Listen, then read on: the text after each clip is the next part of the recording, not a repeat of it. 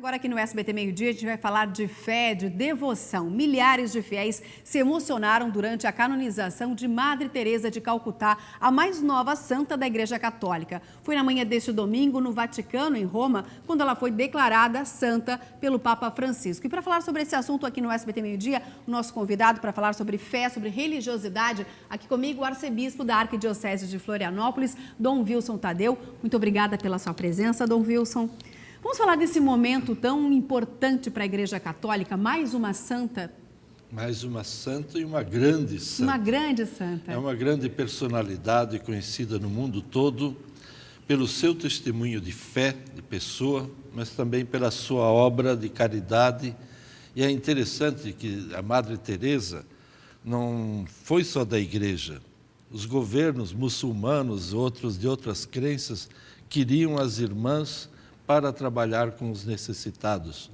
E ela não tinha dificuldade nenhuma com isso. Sempre ajudando os pobres, os necessitados, os doentes. Aonde eles estivessem. Onde elas estivessem. Ela foi canonizada por 2 milagres e pela sua entrega incondicional, digamos assim, em ajudar. Para as pessoas entenderem, como é que funciona um processo de canonização? Para chegar, se leva um tempo. Primeiro, ela foi beatificada pelo Papa João Paulo II. Ela morreu há 19 anos. Existe até uma congregação da Madre Teresa. Como é que existe o processo? Existe uma diferença entre beatificação e canonização? Mas são em continuidade. Primeiro a beatificação. Primeiro a beatificação. Quando uma pessoa tem fama de santidade, se pesquisa a vida o mais profundamente possível. Se levanta dados da vida e quando isso se faz, então vai para Roma e ali se estuda toda a vida e se escreve a biografia oficial e se declara se ela viveu a vida cristã de uma forma heróica. São a comprovação das virtudes heróicas. Então é uma pessoa que viveu a fé cristã, aquilo que ensina o Evangelho de uma forma, digamos, acima da média, então isso fica comprovado.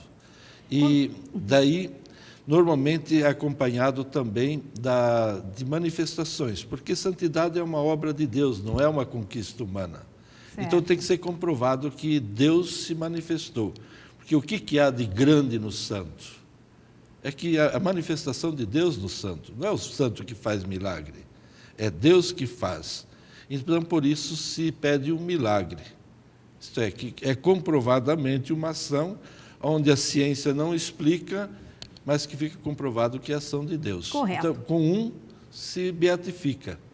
Depois disso, ainda tem um segundo momento, que são um outro milagre, então é declarado santo, é canonizado. Processo de canonização. E falando sobre santos, sobre beatos, nós temos aqui em Santa Catarina o Santuário de Santa Paulina.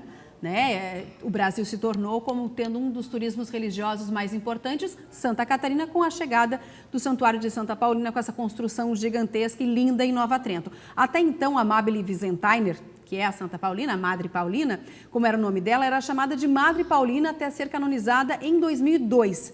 É a primeira santa do Brasil, mas é italiana.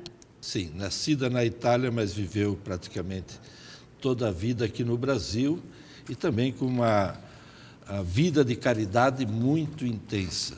Começou aqui em Nova Trento, no interior de Nova Trento, exatamente Vígolo, cuidando de uma cancerosa, dando catequese e cuidando da igrejinha lá do interior. A gente está vendo as imagens do santuário, muitos fiéis do Brasil inteiro chegam para pedir graças, para agradecer.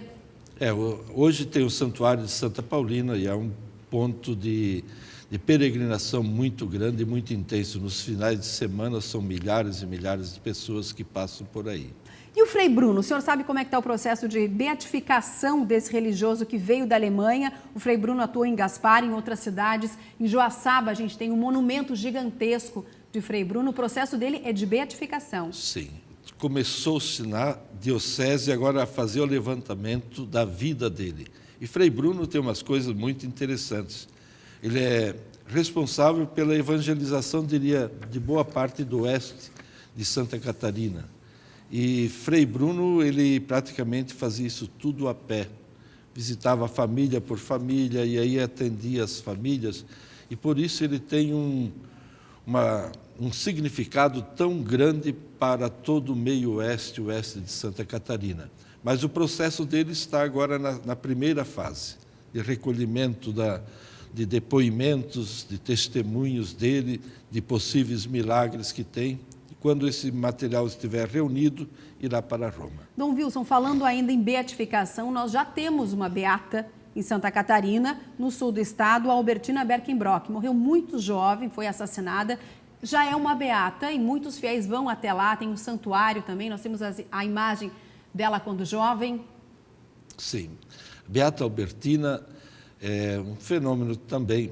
Há uma peregrinação muito intensa em São Luís, no interior de Maruí, e com a Beata Albertina se consegue uma coisa diferente. Para beatificar, se é provado que é martirizada, isto é, morreu defendendo a fé. Não há necessidade de um milagre. Não precisa. Muita gente não conhece a história dela. Ela foi assassinada por um amigo do pai dela, um trabalhador lá. Que trabalhava na casa e tentou violentá-la. Ela, se defendendo, foi assassinada. Para a gente encerrar a entrevista, nós temos Hilda Arnes, que também estão agora colhendo assinaturas para tentar fazer com que ela seja beatificada. Ajudou o mundo inteiro, né? Uma grande missionária.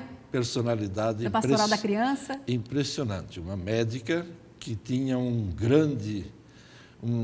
grande visão e com a Pastoral da Criança, eu diria sobretudo, e também com a Pastoral da Pessoa Idosa, trouxe um benefício muito grande, não só no Brasil, mas são vários países que adotam um método muito simples de se dedicar a acompanhar as crianças que precisam de atendimento.